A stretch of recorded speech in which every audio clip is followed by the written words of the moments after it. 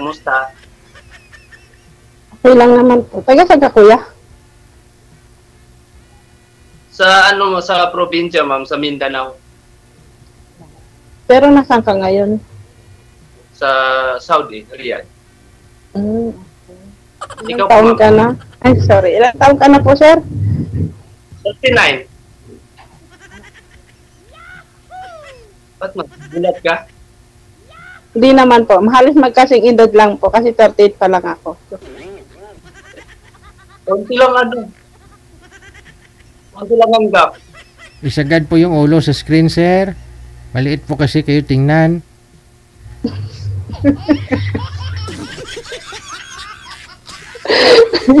Yung sa malaki. Joke lang. Palayo. DJ. Ilayo mo, sir, yung camera mo para makita naman yung kaanuhan mo yan. Ilan po, ilan anak mo, sir? 3. Kasal ka? Oo, kasal. Pero hiwalay na. Kabit lang pala ako nito. Hindi, hiwalay na po, ma'am. Di ba sabi ni DJ, bawal sumali dito yung may sabit. Oh, yes po. Oo. Kaya nga ako sumali kasi wala akong sabit.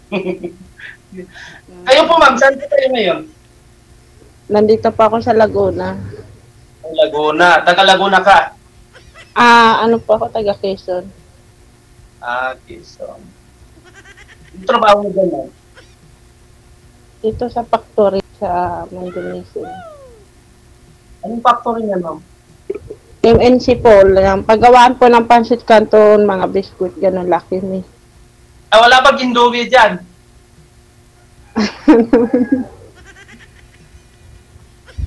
Hindi kasi dito sa ano, palaging Indomie yung ano. Kaya ako natanong yung ano, kasi gumagawa kayo ng pancit canton eh. Okay. So, anong ano yan? Anong... okay. Gumagawa kayo niyan. Iba yung sa amin, kulay yellow sa green. Yellow din naman to eh. Oo nga, sabi ko nga, sir. Okay. Hiwalay po kayo, ma'am. Yes Ayaw po. nga. Ilang taon na kayong hiwalay? 5 years na po. 5 years. Okay. Continue, sir. Tanong pa ho. Pero ka na mahiya. Ma'am, ilan yung anak mo, ma'am? Ano po? Ilan yung anak mo? 2. 2. Babae at lalaki? Pareho babae. Hindi marunong gumawa ng lalaki kaya puro babae ang gumadat. Wala kang sakit ng ulo, ma'am, sa ano, lalaki. Hindi ka makapag-dory niyan pag mag-asawa. Muslim. Bakit? Lalaki naman yung nagdo-dory, hindi babae.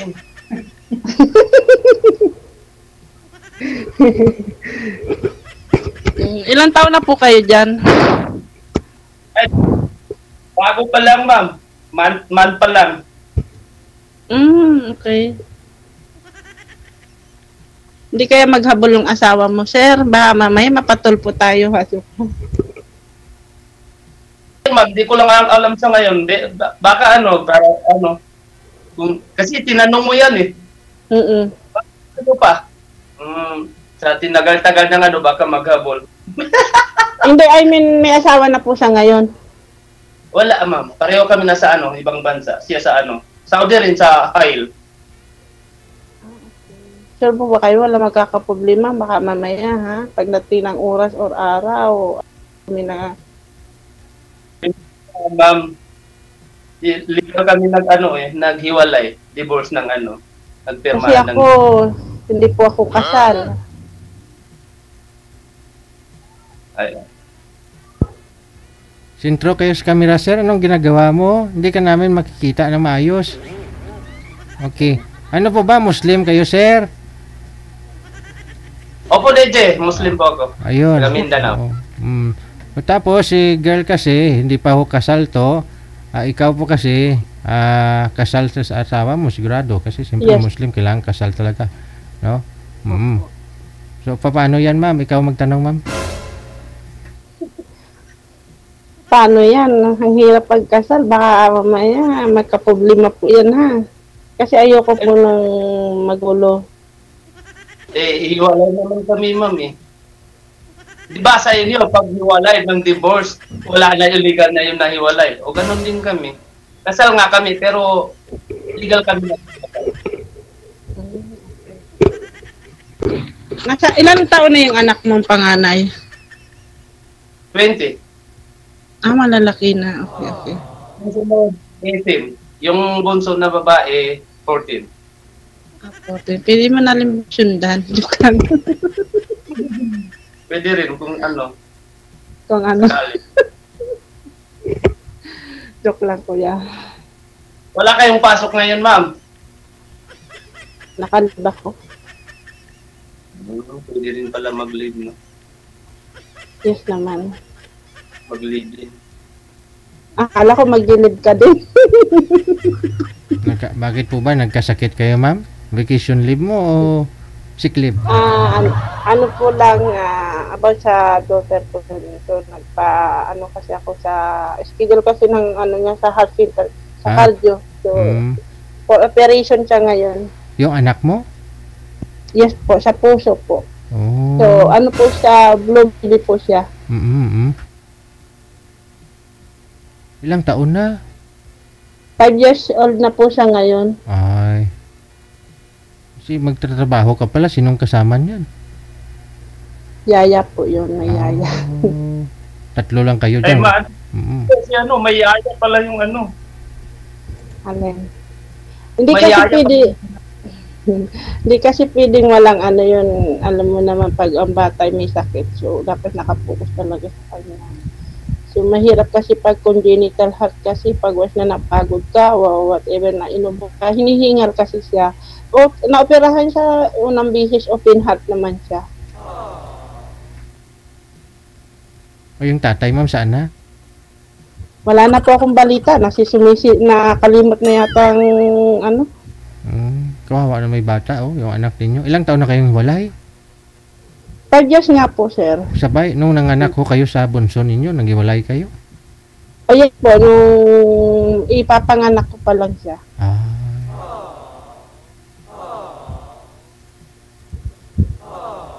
Nangunguno sumisyon ka siguro that time, no? Kaya nadali yung anak mo, no? Yes po, yun pala, Sir DJ, pag was na na-stress ka, pag bubuntis, parang nadadala rin ng baby sa tiyan, yung problema mo. Oo naman. Kung alam ko lang na bawal ma-stress talaga pag nagbubuntis, hindi na ako na-depress. Kaso hindi maiwasan eh, kasi yung aking ex kasi, nananakit kasi yan. So sobrang barkada, yun po. Pang ilang anak mo ba yan, ma'am? Bunso mo? 2. Dalawa. Ganon talaga pero yun. Ano pa? Ganon talaga yun. Pag nagbubuntis ka, kung ano yung naramdaman mo, naramdaman din ng anak mo, mamamana niya yan sa'yo. Tulad sa akin, no?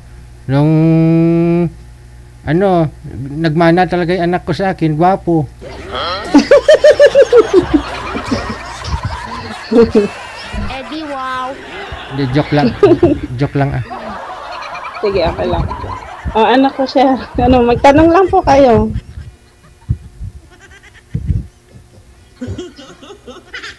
Sir.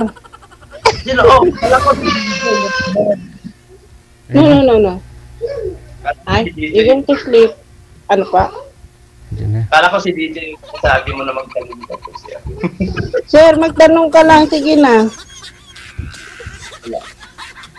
Ay, matanong ko na lahat ng ano, mama. Anong plano mo sa buhay mo ngayon nung na nagkahibalay kayo ngayon? So, anong plano mo?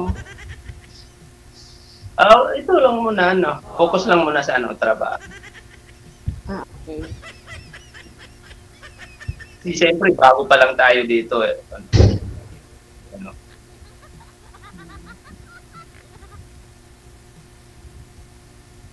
Ikaw, Sir, ano ginagawa mo? Sir, ano ginagawa mo? Wala. Inalok ko yung pangako na Wala ko magpunta dito, ma'am. Ako, may balak din ako. Kaso baka next year. Ano siguro, bala ko talaga ano ay, yung Korea. Korea. Yung hirap pala. Hirap din applyan din yan, ma'am. Kailangan mo pa mag-exam dyan ng ano. Korean language. Oh, yes. Mag-aral ka muna ng 6 months. 6 months na ano, training para sa Korean language. Pero ano naman, kung papalarin ka makapasa, malaki-laki rin yung sahod sa Korea. Sana nga pagpalain ni Lord. Inshallah. Muslim. Inshallah. Wala rin ka doon. Bakit ba tayo sa Japan, ma'am? Ano pa? Mag-Japan? Anong gagawin ko sa Japan? Joke lang. May wala akong ano doon. Sinasama rin ako nung nung kasamaan ko sa trabaho. Pero paalis na siya ngayon. Nag-resign na. Japan naman. Kasi nandun yung jowa niya. So parang doon siya rin magtatrabaho. Kaya pala, may maanuhan. May maano. May? Sir, hindi ka nakatingin sa camera. Kung saan siya ka nakatingin, may inaano ka ba? May sinisilayan. May sinisilayan ka ba dyan sa likod mo? Palinga-linga ka eh. Meron, ma'am. Yung pinuto ko, ma'am. Talay, ganun ka. Parang may hinahanap ka. Yung kasi pinuto ko ba, baka masulog. Tayo dyan. Sige po. Nag-test lang. Ano, sir? Nakatingin. Video naman yung patanungin mo. Ikaw magtanong, mama. Bakit?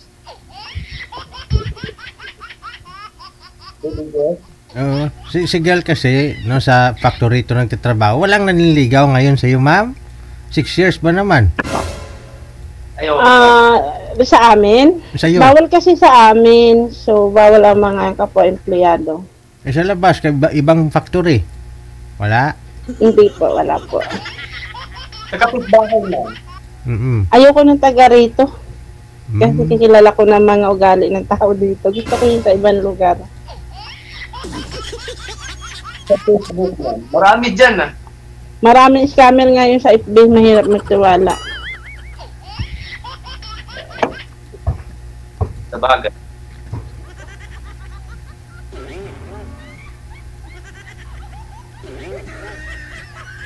Nakayanan ng tatay na hindi nagsusupport sa dalawa niyang anak. Maliliit pa ho yun, ma'am?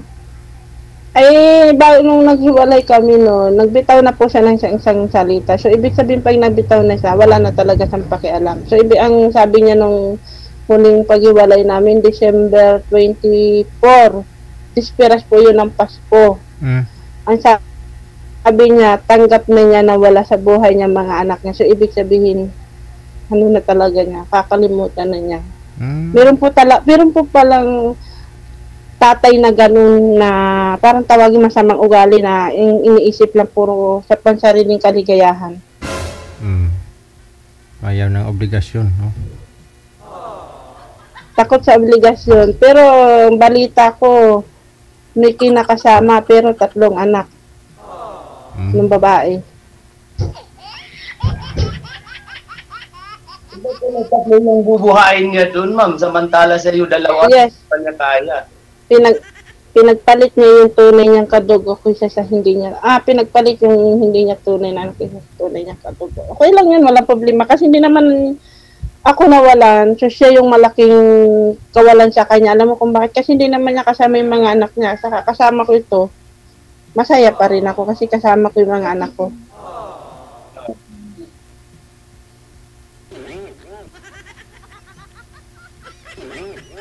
Ewan ko, ambot sa langaw. Sir, tawa ka ng tawa. Parang gusto mo na rin ulit mag-asawa. Siguro. Sana all. So, sige po, magtanong lang kayo. Makaya napapangitan ka sa akin o ano ba? Pag makahanap ng tamang babae, siguro.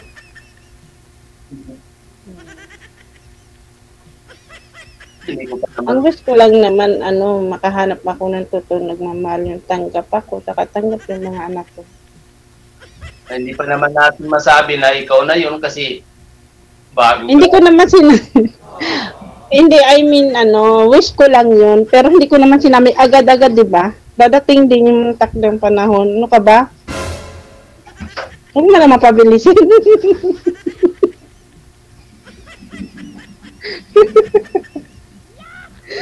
Mahirap na lalo pagkasal. Baka mamaya, naka-live na tayo sa TV. Ano na tayo? Maging sikat kay siya. Alam mo. Mag-viral. Yes, mag-viral. Naku, ayaw ko nung gano'n Tapos mapunta Tulfo.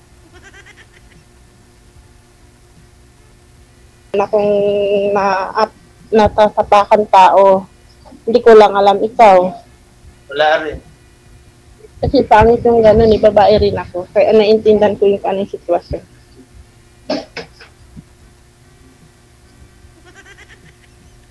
So, yung mga anak mo, ma'am, ikaw yung bumubuhay noon. Wala na yung suporta yung tatay. Yes, ako. Wala. Magagampanan mo talaga yung maging nanay at tatay. Yes. All around.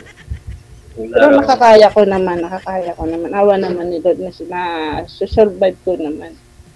Pero yung sa operasyon ng anak ko, yung unang operasyon na sa open heart surgery niya, nakasurvive naman. Awa naman ni Lord. So may nag-sponsor na taga-ibang bansang doktor. So siya yung sa amin, nag-recommenda.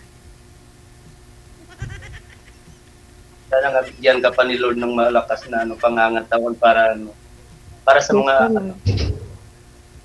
at makahanap ng lalaking yung tunay na magmamahal sa iyo pati na sa mga anak mo. Kala yan. Hanap mo. Sana nga.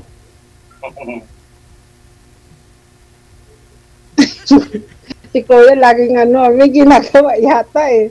Sir, hindi yan mababarihan ng 500, huwag kang ganyan. Huwag mong gumanyan yung kamay mo kasi pangit tingnan.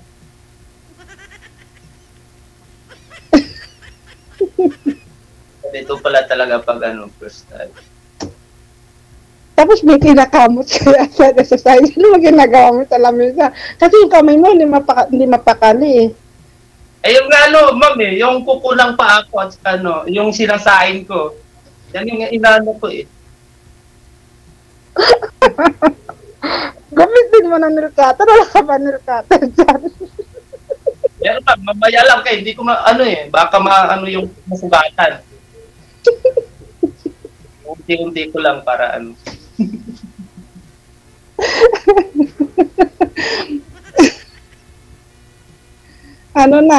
Sige na, kasi naan ang oras.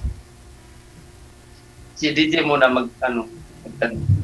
Sir DJ, ikaw daw sabi ni Sir. Anong pangalan mo, Sir? Sino? Ikaw po, sino po ba yung kausap ko?